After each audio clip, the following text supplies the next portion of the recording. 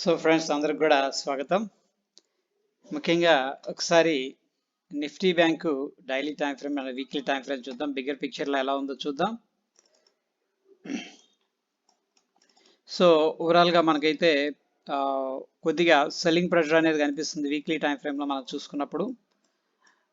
ఈ లెవెల్ అనేది చూడండి, మనకి 39,500 లెవెల్ అనేది రెసిస్టెన్స్గా ఉంది. అంతా ఆల్మోస్ట్ ఏంటంటే ఒక స్ట్రాంగ్ మూవ్ అనేది వచ్చిన తర్వాత కన్సోలిడేషన్ జరుగుతుంది. ఓకే, వీక్లీ టైం ఫ్రేమ్లో ఈరోజు అయితే అంటే ఈ లాస్ట్ వీక్ అయితే మనకి ఒక పాజిటివ్ నోట్ అనేది కనిపిస్తుంది ఓవరాల్గా. ఒకసారి ఈ ఇండికేటర్స్ ఏవైతే ఉన్నాయో వీటిని ఆఫ్ చేద్దాం, సో దట్ మనకి ప్రైస్ యాక్షన్ అనేది కనిపిస్తుంది. చూడండి ఫ్రెండ్స్, మనకి ఇది ఒక రెసిస్టెన్స్ లెవెల్. ఈ రెసిస్టెన్స్ లెవెల్ అనేది మనకి 39,500. అదేవిధంగా ఇది ఒక స్ట్రాంగ్ మారుబోజు క్యాండిల్. ఓకే, సో ఒక స్ట్రాంగ్ మూవ్ వచ్చిన తర్వాత కన్సోలిడేషన్ జరుగుతుంది. ఒకవేళ మార్కెట్ మూవ్ అవ్వాలి అంటే ఈ లెవెల్ అనేది ఏదైతే ఉందో ఈ లెవెల్ అండ్ జోను అనుకోవచ్చు 38,800, 39,500. ఈ జోన్ అనేది క్లియర్ చేసి డెఫినెట్గా ఏంటంటే నెక్స్ట్ మనకి 42,000 రీచ్ అయ్యే అవకాశం ఉంది. ప్రస్తుతానికి పాజిటివ్ నోటే కనిపిస్తుంది.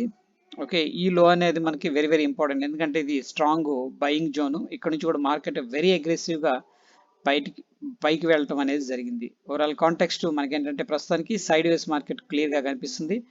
అదేవిధంగా మనం డౌన్ సైడ్ అనేది అబ్జర్వ్ చేసుకుంటే ఫ్రెండ్స్, ఇక్కడ చూడండి ఇదంతా కూడా బయింగ్ జోన్ అనేది కనిపిస్తుంది ప్రస్తుతానికి. ఓకే, బట్ అగైన్ ఏంటంటే హైయర్ హై అనేది క్రియేట్ చేయలేదు, మనకు ఒక స్ట్రాంగ్ సెల్లింగ్ ప్రెషర్, దాని తర్వాత మళ్ళీ పుల్ బ్యాక్, అక్కడ నుంచి కూడా మళ్ళీ ఇంకొకసారి ఈ లో అనేది కూడా టచ్ చేసే అవకాశం ఉంది బిగ్గర్ పిక్చర్లో ఇవన్నీ కూడా. ఓకే, వీక్లీ టైం ఫ్రేమ్లో. సో ఒకసారి డైలీ టైం ఫ్రేమ్ అనేది చెక్ చేద్దాం. సో డైలీ టైం ఫ్రేమ్లో కూడా మనకి ఏంటంటే ఒక ఐడియా అనేది రావడం జరుగుతుంది. ప్రస్తుతానికి ఏంటంటే ఫ్రెండ్స్ మనకి ఒక స్ట్రాంగ్ మూవ్ వచ్చింది. ఇక్కడ లాస్ట్ 2 days నుంచి కూడా బయింగ్ అనేది కనిపిస్తుంది.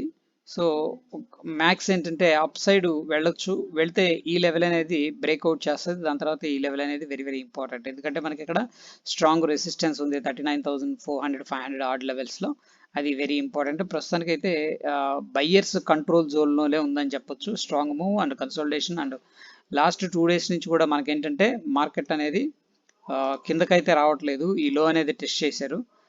ఎప్పుడైతే మనకి ఇక్కడ కన్సోలిడేషన్ బ్రేక్అవుట్ అయ్యి స్టేబుల్ అవుతుందో 38,000 అబోవ్ మనకి ఏంటంటే ఒక స్ట్రాంగ్గా అప్ సైడ్ మూమెంటం అనేది రావచ్చు. వస్తే ఈ లెవెల్ కూడా వాచ్ చేస్తూ ఉండొచ్చు ఫ్రెండ్స్. ఓకే, ఇది బిగ్గర్ పిక్చర్లో మనం అగైన్ ఏంటంటే మన సూపర్ ట్రెండ్ అండ్ నెక్స్ట్ వచ్చేసి ఎక్స్పోనెన్షియల్ మూవింగ్ యావరేజ్, ఈ రెండు కూడా మనం యాడ్ చేసుకొని చూద్దాం. ప్రైస్ యాక్షన్ ఒకసారి చూసుకున్నట్లయితే ఫ్రెండ్స్, ఈరోజు స్ట్రాంగ్ గ్యాప్ డౌన్ అయింది. గ్యాప్ డౌన్ అయిన తర్వాత ఇక్కడ based on the candle sticks ఏంటంటే ఇవన్నీ కూడా డిలీట్ చేసుకుందాం.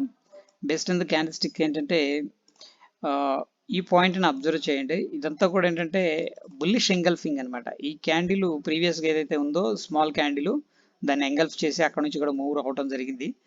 బట్ అగైన్ ఏంటంటే మనకి ఇది ఒక day high, previous day high. Okay, ఆ హైని కూడా బ్రేక్అవుట్ చేయడం జరిగింది. బట్ చూడండి మనకు ఒకసారి మూవ్ వచ్చిన తర్వాత మళ్ళీ ఏమైందంటే ఆల్మోస్ట్ ఒక 20 మినిట్స్ అనేది కన్సోలిడేషన్ తీసుకున్న తర్వాత ఫ్రెండ్స్ మనకి ఈ ఏదైతే 21 days ఎక్స్పోనెన్షియల్ మూవింగ్ యావరేజ్ ఉందో ఈ యావరేజ్ అనేది మనకి 2 times అనేది రెసిస్టెన్స్ లాగా వర్కౌట్ అయింది. బట్ ఇక్కడ బిగ్గర్ బ్రేక్అవుట్ అనేది ఇచ్చింది. చూడండి కన్సోలిడేషన్ నుంచి మనకు ఒక స్ట్రాంగ్ బ్రేక్అవుట్ అనేది ప్రైస్ యాక్షన్లో క్లియర్గా కనిపిస్తుంది. 37,450 ఆర్డ్ లెవెల్, అక్కడ నుంచి కూడా మార్కెట్ అనేది క్లియర్గా అప్ సైడ్ అనేది మూవ్ అయింది. మూవ్ అయిన తర్వాత మనం అబ్జర్వ్ చేస్తే ఈ లెవెల్ అనేది చూడండి ఫ్రెండ్స్, మనకి ప్రీవియస్గా ఒక రెసిస్టెన్స్ జోన్ అని చెప్పొచ్చు. ఈ జోన్ అనేది రెసిస్టెన్స్ జోను 37,900 ఆర్డ్ లెవెల్స్, 38,000 ఆర్డ్ లెవెల్స్. జనరల్గా ఏంటంటే సింపుల్గా 38,500, 38,000, 39,000 ఇవన్నీ కూడా రౌండ్ నంబర్స్ అనమాట. అక్కడ ఒక 100 పాయింట్స్ పైకి లేదా కిందకి అనేది కొంత కన్సోలిడేషన్ తీసుకోవచ్చు. బట్ ఏంటంటే అక్కడి నుంచి కూడా మేబీ అప్ సైడ్ లేదా డౌన్ సైడ్ అనేది స్ట్రాంగ్గా వెళుతుంది. బట్ ఈ కేసులో ఏం జరిగిందంటే మనకి ఈ పాయింట్ ఏదైతే ఉందో ఇక్కడ చూసుకుంటే మనకి సూపర్ ట్రెండ్ అనేది సపోర్ట్ తీసుకుంది. దాని తర్వాత మనకి ఎక్స్పోనెన్షియల్ మూవింగ్ యావరేజ్ని కూడా బ్రేక్అవుట్ చేసి స్ట్రాంగ్గా అప్ సైడ్ అనేది మూవ్ అయింది. మనకి ఎక్కడ కూడా ఏంటంటే సెల్లింగ్ సిగ్నల్ అనేది ఇవ్వలేదు. గుర్తుపెట్టుకోండి, ఇక్కడ మార్కెట్ అనేది చాలా స్ట్రాంగ్గా పైకి వెళ్ళింది. ఇక్కడ సూపర్ ట్రెండ్ని మీరు అబ్జర్వ్ చేస్తే ఎక్కడ కూడా క్లోజింగ్ బేసిస్లో ఇక్కడ మాత్రం మనకి క్లోజ్ అయింది ఫ్రెండ్స్. ఓకే, మనకి సూపర్ ట్రెండ్ అనేది ఎక్కడ కూడా సెల్లింగ్ సిగ్నల్ అనేది ఇవ్వలేదు. సో డెఫినెట్గా మనం ఏంటంటే షార్ట్స్ అనేది అవాయిడ్ చేసుకోవచ్చు. సో ఈ విధంగా మనం ఏంటంటే ట్రెండ్ని క్యాప్చర్ చేయడానికి అండ్ ప్రైస్ యాక్షన్ని అబ్జర్వ్ చేయడానికి ఎక్కడ మార్కెట్ సపోర్ట్ తీసుకుంటుందని చెప్పేసి ఈ పాయింట్ దగ్గర ఏంటంటే మనం ఇక్కడ లాంగ్ కూడా ఇనిషియేట్ చేసుకున్నాం లైవ్లో. ఓకే, సో ప్రైస్ యాక్షన్ ఏం చెప్తుందంటే ఇక్కడ సపోర్ట్ అయితే తీసుకుంది సూపర్ ట్రెండ్ని, బట్ ఇక్కడ కన్సోల్టేషన్ తీసుకుంది. బట్ ఈ క్యాండిల్ ఏంటంటే బయర్స్ అనేవాళ్ళు మళ్ళీ ఎంటర్ అయ్యారు. చూడండి ఇక్కడ ఇండెసిషన్ దాంతో మంచి బుల్లిష్ క్యాండిల్ వచ్చింది. సో డెఫినెట్గా ఏంటంటే మనం ఇక్కడ ఎంట్రీ అనేది తీసుకోవచ్చు అనమాట based on the consultation breakout. దాని తర్వాత ఇంపార్టెంట్ ఏంటంటే మనకి ఏదైతే ఎక్స్పోనెన్షియల్ మూవింగ్ యావరేజ్ ఉందో షార్ట్ టర్మ్ అనమాట 21 డేస్ ఎక్స్పోనెన్షియల్ మూవింగ్ యావరేజ్, అది కూడా స్ట్రాంగ్గా బ్రేక్అవుట్ అనేది జరిగింది. దాని తర్వాత మనం చూస్తే ఈ ఎక్స్పోనెన్షియల్ మూవింగ్ యావరేజ్ హోల్డ్ చేసినప్పుడు కూడా ఫైనల్గా బ్రేక్ డౌన్ అనేది జరిగింది. సో ఫ్రెండ్స్ మనం ఏంటంటే ప్రైస్ యాక్షన్ అండ్ లెవెల్స్ అనేది వాచ్ చేయగలిగితే ఈ లెవెల్ అనేది మనకి ఏంటంటే 38,000 ఒక డబుల్ టాప్ అనేది క్రియేట్ చేయింది. ఇది ప్రైస్ యాక్షన్లో మనం అబ్జర్వ్ చేయొచ్చు. సో ఎప్పుడైతే మనకి ఈ నెక్ లైన్ అనేది బ్రేక్ డౌన్ జరిగిందో, లేదు అంటే మనకి ఎక్స్పోనెన్షియల్ మూవింగ్ యావరేజ్ అనేది బ్రేక్ డౌన్ జరిగిందో మనం ఏంటంటే షార్ట్ అనేది ఇనిషియేట్ చేసుకోవచ్చు. This is one phenomena. అయితే ఇక్కడ ఇండికేటర్స్ కూడా ఒకసారి చూద్దాం ఏం చెప్తున్నాయని చెప్పేసి. మనం చూస్తే ముందుగా బయింగ్ జోన్ నుంచి ఇక్కడ నుంచి కూడా చూడండి, ఈ పాయింట్ అనేది నేను మార్క్ చేస్తున్నాను. ఈ పాయింట్ నుంచి ఈ పాయింట్ దాకా మనకి ఏంటంటే బయింగ్ ఇచ్చింది. దాని తర్వాత ఇక్కడ నుంచి కూడా ఎండ్ ఆఫ్ ద డే దాకా సెల్లింగ్ ఇచ్చింది. సేమ్ థింగ్ ఏంటంటే చూడండి, ఈ పాయింట్ నుంచి ఈ పాయింట్ దాకా మనకి బయింగ్ అనేది ఆపర్చునిటీ వచ్చింది. దాని తర్వాత ఎక్స్పోనెన్షియల్ మూవింగ్ యావరేజ్ ఎప్పుడైతే ఇక్కడ బ్రేక్ డౌన్ జరిగిందో మనకి ఏడిఎక్స్ కూడా క్లియర్గా సెల్లింగ్ సైడ్ అంటే సెల్లింగ్ ప్రెషర్ అనేది ఇండికేట్ చేసింది. సో ఆల్ టుగెదర్ ఏంటంటే మళ్ళీ 21 days exponential moving average break down జరిగిన తర్వాత రీటెస్ట్ జరిగింది కానీ బట్ ఫెయిల్ అయింది. అక్కడ మనకు ఒక స్మాల్ బేరిష్ ఫ్లాగ్ అనేది ఫార్మేషన్ చేసింది. ఆ బ్రేక్ డౌన్ అనేది జరిగి అక్కడ నుంచి కూడా స్ట్రాంగ్గా కిందకి వెళ్ళటం అనేది జరిగింది. సో ప్రస్తుతానికి ఏంటంటే మనకి ఏదైతే మార్కెట్ ఓపెన్ అయిందో దానికంటే పైన క్లోజింగ్ ఇవ్వడం అనేది ఒక పాజిటివ్ అంశం అనమాట. లాస్ట్ కపుల్ ఆఫ్ డేస్ నుంచి కూడా మనం చూసుకున్నట్టయితే మంచి కన్సోల్టేషన్ తీసుకుంటుంది. బట్ ఏంటంటే మొమెంటం అనేది ఇంకా మనకి డౌన్ సైడే కనిపిస్తూ ఉంది.